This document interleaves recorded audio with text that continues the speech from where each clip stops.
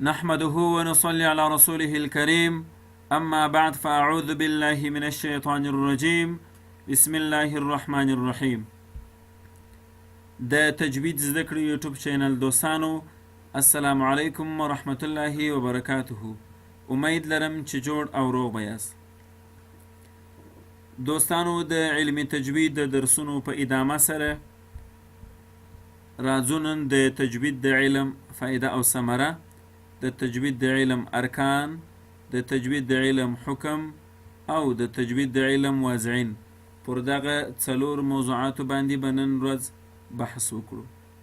په مخکنیو درسو کې دوستانو موږ او تاسو د تجوید د علم لغوي او اصطلاحي معنا ویلې وه، د تجوید د علم تعریف مو ویلی و، د تجوید د علم موضوع مو ویلې وه، د تجوید د علم غرض مو ویلی و او د تجوید د علم فضیلت مو ویلی و.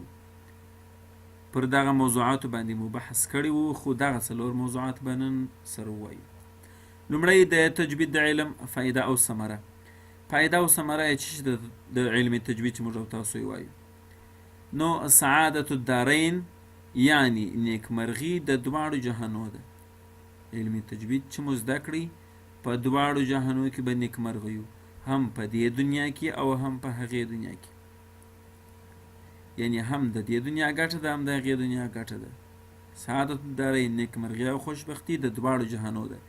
یا رضای الهي د الله تعالی جل جلاله د رضا په خاطر باندې د علم تجوید موږ وایو او د قرآن کریم تلاوت ور باندې سموو، او د الله جلاله د عبادت په خاطر باندې دا موږ زده کوو، تر څو په دغه سره الله جلاله موږ وبخښي، الله جلاله پر موږ باندې رحمتونه نازل کړي، چې د الله جلاله کلام په هغه رنګه زده کړو لکه څنګه چې نازل شوی دی، او همدارنګه تر نورو مسلمانانو ورونو پورې ور ورسوو. ورپسې د تجوید د علم ارکان دي. لومړی مخرجونه. پر مخرج باندې موږ او تاسو دوستانو بحث کړی دی. د مخرج تعریف، د مخرج ډولونه، د مخارجو اصول، په مخارجو کې د امامانو اختلاف، پر دغه موضوعاتو باندې مو بحث کړی دی. دوهم ارکان چې د علم تجوید دی هغه صفتونه دي. په صفاتو باندې موږ او تاسو بحث نه دی کړی، راتلونکو درسونو کې به مو درسونه انشاءالله صفتونه وي. دریم ترکیبي قاعدې دي، ترکیبي قاعدې مو هم راتلونکي درسونه دي. او څلورم ریاضة اللسان دی، یعنی په خپله ژبه سره محنت کول تر څو د غلطۍ څخه ځان وساتو. د تجوید علم غرض هم دغه رنګه و، صون اللسان عن الخطأ فی تلاوة القرآن، یعنی د تلاوت کولو په وخت کښې خپله ژبه د خطا څخه راګرځول.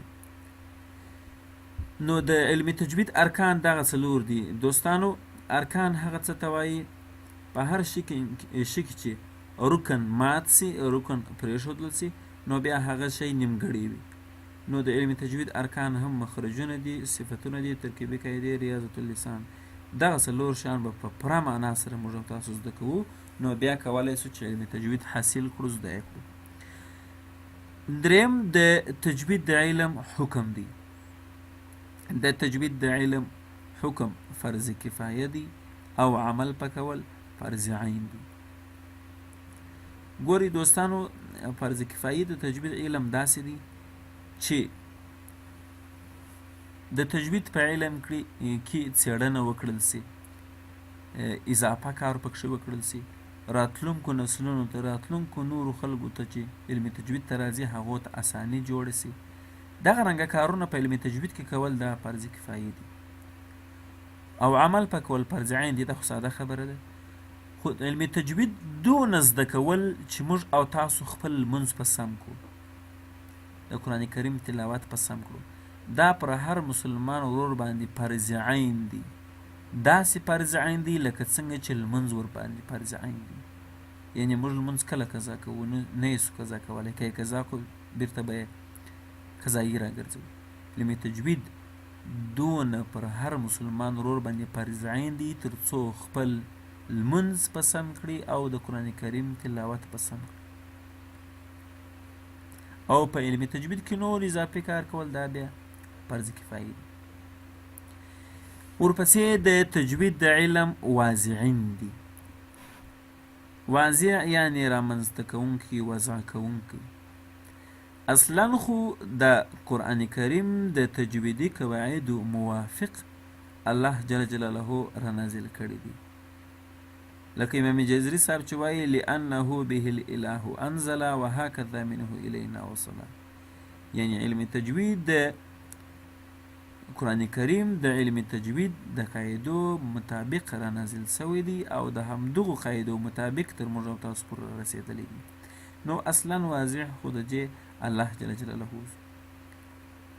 اوس دلته د واضعینو څخه هغه خلک مراد دي چې علم تجوید یې په مرتب او کتابي شکل سره وډلې وي، خدمت یې کړی وي، تر موږ او تاسو پورې را رسولی وي.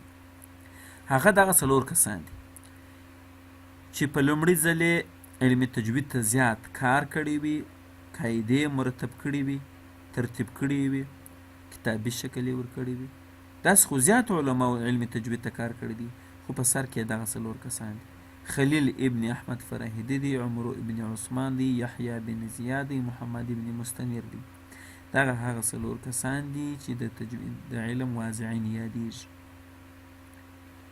نو دوستانو راتلونکي درسونه به مو انشاءالله العزیز د لحن په اړه وي او وروستني پسې درسونه به نو بیا صفاتو ته راځو چې د علم تجوید ارکان دي. یو رکن موږ او تاسو اوس خلاص کړي چې هغه مخارج، دوهم رکن چې صفات یې راځو نو بیا یې وایو. د نن ورځې درس دوستانو همدومره دی. تجوید زده کړه یوټیوب چینل سبسکرایب کړئ، نور دوستان هم ورته را دعوت کړئ، د مدارسو شاګردان خبر کړئ چې په خپله پښتو ژبه باندې تجوید زمینه راته مساعده ده، نو باید استفاده ورڅخه وکړل شي. والسلام علیکم ورحمة الله وبرکاته.